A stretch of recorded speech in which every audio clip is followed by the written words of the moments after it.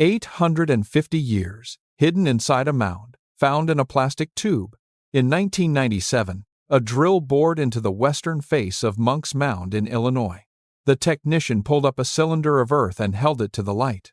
What she saw inside that core changed what we know about ancient American engineering. There was a repair in there, buried, deliberate, and nearly 1,000 years old. The mound builders of Cahokia had fixed a catastrophic structural failure, and no one had known. This is the story of one specific moment, a collapse, a crisis, and a decision. And the only record of that decision is a stripe of compacted earth in that core. To understand what the drill found, you have to understand what Monks Mound actually is. Not a hill, not a natural landform, a constructed civic structure built in stages over centuries. By around 1100 AD, Cahokia was home to approximately 20,000 people. 20,000, a population that rivaled major European cities of the same era. Comparable to a modern mid-sized college town, built in the floodplains of the Mississippi River. Monks Mound was the physical and spiritual center of that entire civilization. It rose approximately 100 feet taller than a 9-story building, entirely without metal tools, without wheeled vehicles, without iron, without a single piece of written engineering documentation. The Osage Nation, the Quapaw Nation, and the Chickasaw Nation count Cahokia among their ancestral places. For those descendant communities, Monks Mound is not a ruin or an archaeological puzzle. It is a place that carries the knowledge and civic identity of Mississippian period ancestors. That distinction matters because this story is not about a civilization that failed. It is about engineers who solved a problem, specifically and correctly. But to see the solution, you have to go back to the construction itself. Monks Mound's construction began in earnest around 900 AD. Cahokian builders did not simply pile dirt into a mound and call it finished. They engineered it in distinct phases, compacting specific types of soil in deliberate sequences. Archaeologists have identified at least 14 separate construction episodes within the mound's interior.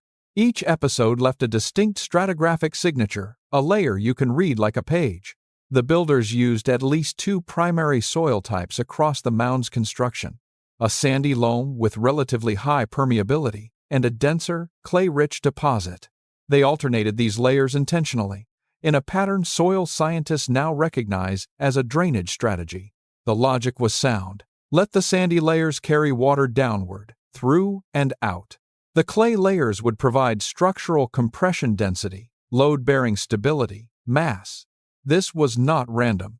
Cahokian planners knew that different soils behave differently under weight and water. LiDAR surveys of the Cahokia complex have revealed something that confirms this intentionality. The borrow pits, the excavation areas where Monks Mound's fill was sourced, are not scattered randomly. They are distributed strategically around the mound, at varying distances and in specific locations. This tells geologists that Cahokian planners understood soil composition varied by where it was dug. They were selecting fill material by type, not just scooping whatever was nearby. By 1050 AD, construction on Monks Mound was accelerating. Cahokian engineers were pulling fill from borrow pits located hundreds of feet away from the structure, choosing by composition, choosing by drainage capacity, choosing with intent. The people moving this material used woven baskets, no wheelbarrows, no carts, no machines. Tens of thousands of basket loads of earth, carried by hand up the growing slopes. Each load compacted by foot, by weight, by the sheer mass of what came after it. This is how a city builds its center, not in one generation, but in many. By 1100 AD, Monks Mound had reached something close to its full height. The structure was the civic, ceremonial, and political heart of the largest city north of Mexico. And buried inside its western face was a structural problem that no one had diagnosed yet. The clay layers the builders had chosen for compression had a secondary property they could not fully control. Clay, when saturated with water, does not drain. It holds. It becomes plastic, pressurized, a slow-moving medium under the weight of everything above it.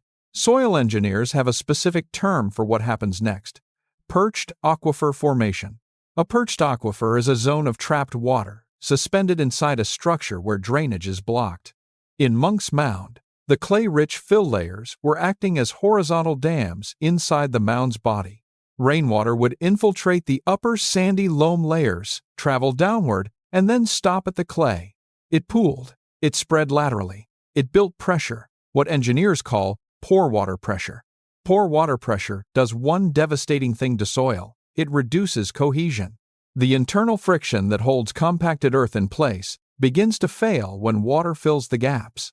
The slope wants to move. Gravity has been waiting the entire time. And at some point around 1150 AD, the western face of Monks Mound gave it permission. The mountain moved. A massive section of the carefully constructed western slope destabilized and slid outward. Thousands of tons of compacted earth built up over generations slumped away from the structure's face. The failure would have been visible from across the city. Monks Mound's western face was the most public, most visible aspect of Cahokia's sacred center. And now it was scarred, raw fill exposed, a gash where there had been a smooth, constructed slope. For the people of Cahokia, all 20,000 of them, this was not just an engineering event. This was a crisis of civic identity. The center of their world had partially collapsed. What happened next is what the soil core reveals. But before we get to the response, hold on to this. We nearly missed it entirely. The repair that Cahokian engineers built in response to the 1150 collapse is not visible today. It does not appear on the surface of Monks Mound. You cannot walk up to it and see it. It is buried under subsequent construction phases hidden by the builders themselves. To understand the repair, you need to understand the failure geometry first. When a slope fails by shear, it does not crumble uniformly, like sand in an hourglass. It rotates a curved mass of material, pivoting outward along a failure plane deep inside the structure. Soil engineers call this a rotational slump, and its signature is distinctive in cross-section. The material that fails does not disaggregate cleanly, it mixes. Layers that were once distinct get scrambled. Sandy loam that was above clay ends up beside it. Construction sequences that were ordered become chaotic. This chaotic mixing is exactly what the 1997 soil core captured. Inside the drill cylinder, investigators found a zone of disrupted, non-layered material. Soil that had clearly once been part of a deliberate construction sequence, now jumbled. Above and below this zone, the clean compaction layers of Monks Mound's normal build sequence continued. Ordered, deliberate, stratigraphically clean, the signature of intentional construction. But right there, in that one section of core, the sequence broke down. This was the scar of the 1150 collapse, frozen in place inside the mound's body. Outside the chaotic zone, investigators found something else, a mass of densely packed fill. This fill matched no other section of the mound's normal construction sequence. Different texture, different compaction signature, different source composition than the surrounding layers.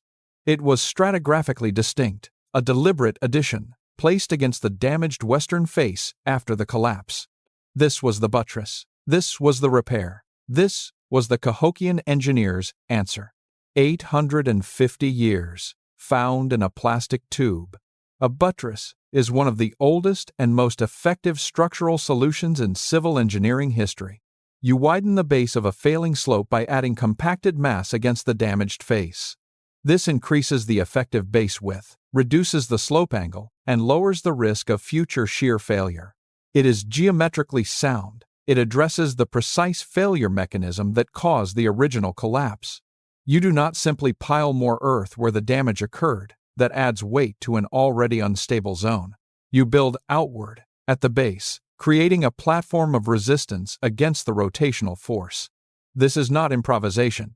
This is structural diagnosis, followed by deliberate remediation, and it was executed in compacted earth, by builders with no iron tools and no written engineering manuals. Think of Monks Mound like a skyscraper whose engineers discovered a foundation crack mid-construction. Instead of evacuating and starting over, they reinforced the base from the outside. Then they buried the repair under new floors and kept building upward. The only way you find the repair now is to drill a core sample through the wall. That is exactly what happened in 1997. And the core told the whole story. But here is what makes this even more precise. The modern slump helped investigators read the ancient one. In 1997, the western face of Monks Mound slumped again, almost 850 years later. The location of the modern failure was close to the location of the 1150 collapse. The failure geometry was nearly identical. Same face, same slope angle, same mechanism. The same perched water problem had triggered the same rotational failure in the same approximate location. This repetition was not bad luck. It was confirmation of a structural vulnerability that never fully went away. When investigators studied the 1997 slump, they displaced several thousand cubic yards of material. Several thousand cubic yards, enough to bury a regulation American football field under 6 to 8 feet of soil. And as they investigated the modern failure, they found the ancient one waiting beneath it. The modern slump, by replicating the ancient failure so closely, gave investigators a diagnostic lens. They could map the geometry of the 1997 event and project it backward onto the 1150 collapse. The chaotic zone in the soil core suddenly made complete geometric sense. They knew the shape of the ancient failure because the modern failure had shown them what it looked like. And just outside the chaotic ancient zone, the buttress, the response, the repair. The mound had collapsed. The engineers had responded. The buttress was built. But the most important part of this evidence is not just that the repair exists. It is what happened afterward, what the Cahokian builders did next. The buttress is buried, not exposed, not visible, hidden under later construction phases. Which means the question now becomes, what does it tell us that they kept building after fixing it? After the collapse of around 1150 AD, Cahokian builders had a choice. Abandon the damaged face, scale back, accept the loss, leave it scarred, or pile fill directly back onto the failed zone, the fastest, most intuitive response. Or engineer a solution that addressed the actual cause of failure, rather than just its appearance. They chose the third option, the geotechnically correct option. And then, after completing the buttress repair, they continued expanding the mound above it. The structure that experienced a catastrophic failure in 1150 was still being actively built afterward. Cahokian builders treated Monks Mound not as a fixed monument but as an ongoing civic project. The repair was not a concession. It was a chapter 1 of at least 14 distinct building episodes. Timothy Paucatat, in his 2009 work on Cahokia, captured the Cahokian relationship to their landscape in a single sentence. He wrote, "Cahokia's residents were not passive occupants of a landscape, they were active shapers of it, making decisions about soil, water, and space that reflect a deep environmental knowledge." Read that against the soil core evidence. Decisions about soil, water, and space. The alternating sandy loam and clay layers, decisions about drainage. The borrow pit selection strategy, decisions about soil composition. The buttress after the collapse, a decision about structural geometry under pressure. This is not myth or generalization. This is evidence, layer by layer, in a drilled core. The buttress worked. The mound did not fail again in that location for close to 8 centuries. Modern soil engineers, people who work with concrete, rebar, and computational load models, reviewed this. They confirmed the buttress design was the correct structural response to a rotational shear failure. Wider base, reduced slope angle, increased resistance to the rotational force that caused the original collapse. Cahokian engineers arrived at the right answer, without any of the technological infrastructure we associate with engineering. We do not know that person's name, no document survived, no administrative record was kept. But we have their decision, preserved in a zone of dense, compacted fill in a soil core. The decision survived. The engineers are known by their work. Now consider the perched water mechanism that caused the failure in the first place. Cahokian builders had actually attempted to manage this problem from the beginning of construction. The alternating layers of sandy loam and clay were not decorative or accidental. They were a drainage system, an attempt to prevent water from concentrating in the mound's interior. The sandy loam layers were supposed to carry water through and down, preventing saturation of the clay. It almost worked. For generations, it worked well enough. But perched aquifer formation is not always preventable through layering alone. If the clay layers are extensive enough horizontally, water eventually finds no exit and pressure builds. This is the paradox at the heart of Monks Mound's construction. The drainage strategy created the vulnerability. The clay chosen for compression, the structural backbone of the mound, was also its weak point under saturation. The builders were managing a tension between two competing structural needs, stability and drainage. Modern soil engineers faced the exact same paradox when they evaluated the 1997 slump. Their solution: install a subsurface drainage system inside the mound to relieve poor water pressure. A network of engineered drainage placed inside Monks Mound's body, doing what the builders were trying to do in 900 AD. In engineering terms, the modern drainage system accomplishes what the alternating soil layers were designed to attempt. The Cahokia Mound State Historic Site is still managing the same structural problem 1,000 years later. The builders identified it, they responded to it, they got closer than we sometimes acknowledge. And the soil core proves they learned from the failure. The buttress shows reactive engineering, not passive repetition. Reactive engineering means you are not just executing a plan, you are diagnosing a problem and revising your approach. This is the distinction that matters. Monks Mound's builders were not following a script. They were responding to conditions, adjusting their methods, and incorporating failure as information. The collapse of 1150 AD was not a defeat. It was data, and the buttress was the correct conclusion drawn from that data. Why is this not in your textbook? The honest answer is layered. American archaeological history spent generations treating pre-Columbian indigenous structures as curiosities, not case studies.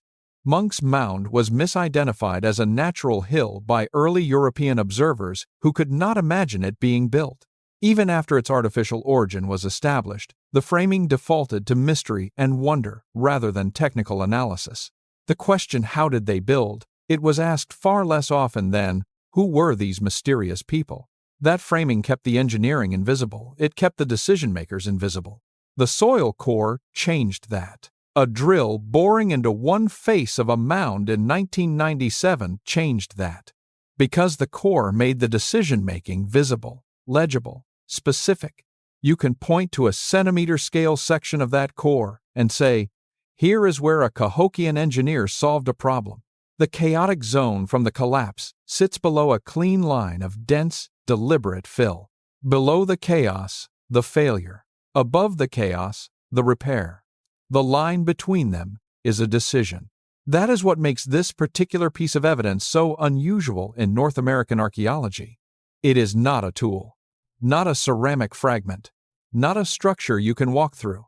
It is a record of decision-making under pressure, preserved in the earth itself.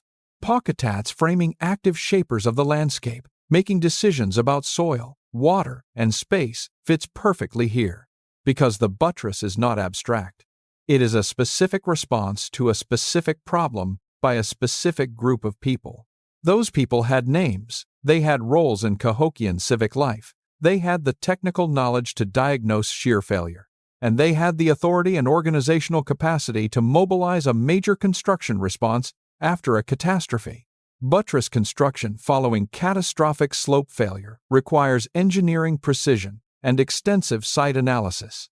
You need to understand what went wrong, not just observe that something fell, but diagnose the failure mechanism. You need to identify the correct structural response, not the intuitive one, but the geometrically sound one. You need to source and transport the right fill material, dense enough for stability, correctly placed for effect. You need to coordinate the labor to execute the repair at the scale of Monks Mound's western face. And you need to do all of this without written engineering documents, without metal measuring tools, without computers. What Cahokia had instead was institutional knowledge accumulated across generations of construction experience. Each of the 14 construction episodes left people who understood what the previous episode had done and why. The decision to buttress the failed slope was not made by someone encountering this problem for the first time. It was made by people embedded in a construction tradition that had been solving earthwork problems for generations. The borrow pit selection strategy confirms this. Cahokian planners knew soil composition varied and selected accordingly. That knowledge did not appear from nowhere. It was built, tested, refined, and transmitted across time. The buttress is the product of that transmission, a multi-generational engineering knowledge base applied under crisis conditions. For the Osage Nation, the Quapaw Nation, and the Chickasaw Nation, this framing is not academic. It reflects what oral traditions and material culture have always indicated about Mississippian period civic life. Monks Mound was not built by anonymous labor, directed by mysterious authority. It was built and maintained by a community with deep technical expertise and sustained commitment to a place. The repair is evidence of that commitment not in the abstract, but in compacted cubic yards of specific fill. Descendant communities have ongoing consultation relationships with the Cahokia Mound State Historic Site today. The site is not a relic of a vanished culture. It is a place with living connections to living nations. And those nations have always understood Monks Mound as a place of sustained relationship, not a frozen artifact. The soil core confirms, in engineering terms, what that relationship looked like in practice. You fix what breaks. And you keep building. Now consider the timeline of what was found in that 1997 core. The buttress was built approximately 850 years before the drill reached it. If the buttress had been built at the signing of the Magna Carta in 1215 AD, it would still be closer to today than the mound's earliest construction phases are to the buttress repair. We are reading a document of decision-making that spans more centuries than most of recorded European history, and the document is a stripe of compacted earth, invisible from the surface, only readable by drilling into the mound. Modern site managers at Cahokia Mound State Historic Site installed a subsurface drainage system after the 1997 slump. That drainage system is engineered to relieve the same poor water pressure that collapsed the western face twice. The same structural problem, the same western face, the same fundamental mechanism, clay trapping water under pressure. 1150 AD, Cahokian engineers respond with a buttress and continue building. 1998 AD, modern engineers respond with subsurface drainage and continue managing. Both responses are correct for their technical moment. Both address the identified mechanism. Both reflect the same diagnosis. The conversation between these two sets of engineers, separated by nearly 9 centuries, is ongoing. The site is the medium of that conversation. The mound is still the document. What the soil core ultimately reveals is something larger than a single engineering decision. It reveals that Monks Mound's builders were engaged in exactly the same iterative problem-solving we associate with modern engineering practice. Observe, diagnose, respond, revise, continue. Not build it and hope, not trust the plan, observe the failure, understand the cause, correct the approach. This is what makes the hidden repair so significant as a historical record. It is not evidence of crisis, it is evidence of competence under crisis conditions. And it is one of the most direct records of engineering decision-making that North American archaeology has produced. If the buttress had not been buried under later construction, if it had been left exposed on the mound's surface, we might have found it sooner. But the fact that it was buried tells its own story. Cahokian builders buried the repair because they built over it, because the mound's construction continued upward and outward after the crisis passed. The repair was not a monument to a near failure. It was infrastructure. It served its purpose, structural stability, and then it was incorporated into the continuing growth of the structure above it. That is how Cahokia treated its engineering. As an ongoing project, not a finished object. The mound that stands at Cahokia today is not the mound that was planned at the beginning. It is the mound that emerged from building, failing, repairing, and building again across centuries, across generations. Every layer in a soil core is a chapter in that process. The buttress is the chapter nobody read until 1997, and that chapter, once read, changes the entire story. It changes the story from "look at what they built" to "look at how they built it." From monument to method, from mystery to engineering record, from passive achievement to active, iterative, technically sophisticated civic construction. The mound builders of Cahokia were not creating a landmark for us to wonder at. They were solving civic, structural, and hydrological problems at a scale that matched their city. And when one of those solutions failed, when the western face collapsed around 1150 AD, they solved it again. Differently this time, with a buttress built outward from the base and a city that kept growing above it. There is a soil core from the western face of Monks Mound, drilled in 1997. In that core, reading from bottom to top, clean construction layers, a chaotic disrupted zone, dense repair fill, clean construction layers again, collapse, response, continuation. The people who built that buttress, who diagnosed the failure, sourced the fill, and compacted the repair, are not lost. Their descendants are here, the Osage Nation, the Quapaw Nation, the Chickasaw Nation, ongoing, living, connected to this place. The engineering knowledge embedded in Monks Mound is part of what those connections carry forward. And the soil core, that cylinder of compressed earth, is the most specific proof of that knowledge we have found. Visit the Cahokia Mound State Historic Site, where tribal consultation shapes how this story is told. Read Timothy Pawcatutt. Engage with what the Osage, Quapaw, and Chickasaw nations are saying about Monks Mound today. The mystery, when you drill into it, turns out to be engineering. And the engineers, when you read their work carefully, turn out to have been right all along. Ask them if they've read the soil cores.